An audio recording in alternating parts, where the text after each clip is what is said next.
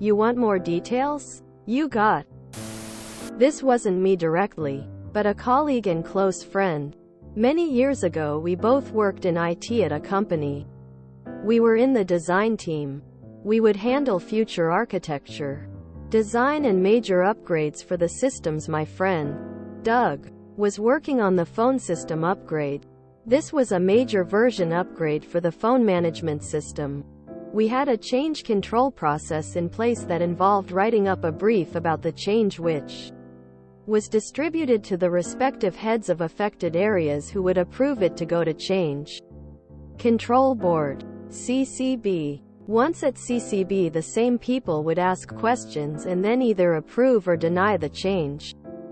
The manager for the operations team, Dickhead, did not like myself or Doug. Decided we were a threat to him despite us not caring about trying to get up the ranks there. We just wanted to do the job we enjoyed. Dickhead had made it his prerogative to do whatever he could to make us look bad. Now for this change. Dickhead had done a similar change a few years prior. So Doug used Dickhead's original change request as a template to copy off.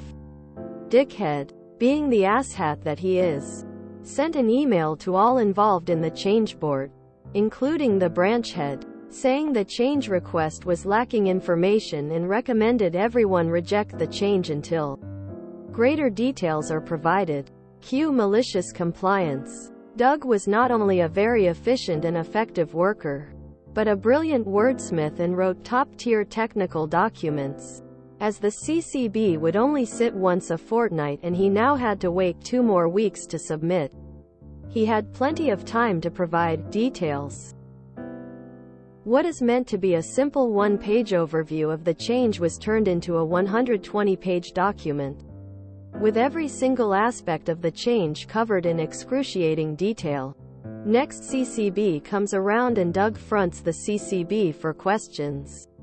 Dickhead, though he would be smart and ask technical questions to try sound smart, every single one was met with Doug tapping the printed version of the change request he brought with him. Dickhead never tried that stunt with us again after that.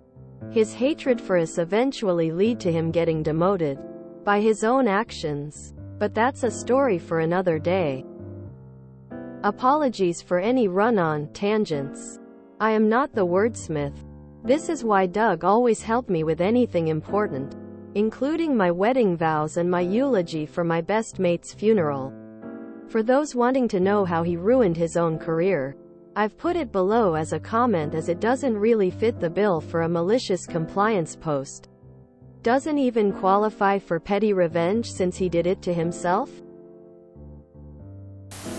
Ah yes. Reminds me of an old TL team leader who became IT manager, an ace at rimming. Within a year, I didn't care to climb the corporate tree as my position suited my lifestyle. Then it came time to do a Active Directory AD forest migration. I submitted my paperwork including migrating the dev environment as my test, etc., etc. TL didn't understand it, so denied my change request. He had the ear of the board. Then decides to modify my plan and take it upon himself to have a shot. Well, it failed midway, and somehow half the AD objects disappeared. User accounts including mine, printers, computers, servers, etc. No one knew till the next day when the calls started blasting in from shift starts. He tried to pin the whole thing on me for unapproved work, but lucky for me, I built an independent syslog server. This captures events from servers pointed at it, to which I followed the bouncing ball back to him. He got fired the same day. Edit. Added lingo for those non-ITPPL. His hatred for us eventually led to him getting demoted by his own actions. But that's a story for another day. You posted this 2 hours ago, as I write this. So, just to be clear, do I have to wait 22 hours? Or 1 calendar day? Possibly a bit longer than 22 hours. Or were you talking about a metaphorical day that might never happen? When I read a good post like this one, It only make me want to read another.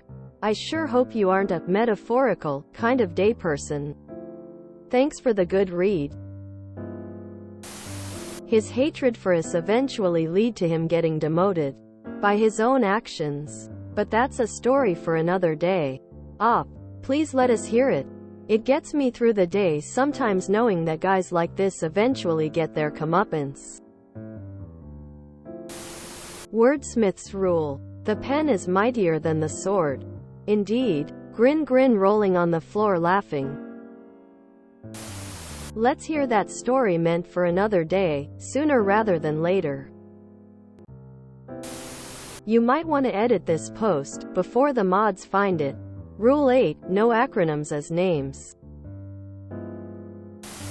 It may be because I'm in an adjacent field to you, but I don't get the complaints about run-ons here. This reads completely fine to me. You mistyped our tales from tech support though shocked face. You two did great. And I'd love to read that another story where DH got what he deserved. Keep rocking. ...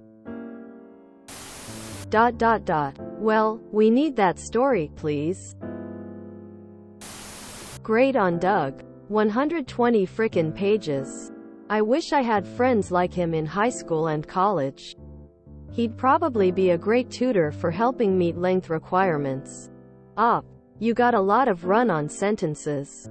If a sentence can actually be 3 sentences, it probably should be. I know we're taught a comma means a pause, but that's only within the same thought. If a thought stands on its own, use a period to separate it out. That said, many of us frequently do this. Even more so online, we write as we imagine we'd speak it. And we're taught a period marks a full stop, which is what it's called in the UK. But visually, a period doesn't always function as a longer pause than a comma. It just marks the end of one thought. It's an important visual organizer that lets your readers process the whole of the sentence they just read. Not wrapping it up in time makes the processing much harder. The reader now has to process 2 whole thoughts, plus make additional effort to figure out where one thought ends and another begins. You are breaking Rule 8, no acronyms as names. The exhilarating world of Reddit. Did you know that the origin of the upvote and downvote buttons can be traced back to a tiny hamster named Fluffy? Legend has it that Fluffy would scurry up or down a miniature ladder depending on how much the community liked a post-true story. Well, maybe not. But let's embrace the joy of the unexpected. Hamster 1. Remember, this response is meant to be concise and engaging, while still maintaining a good amount of perplexity, burstiness, and low predictability. If you enjoyed this video, please check out our playlists full of similar content. Epic Ericast is like doom scrolling for your ears. Please like, share, and subscribe.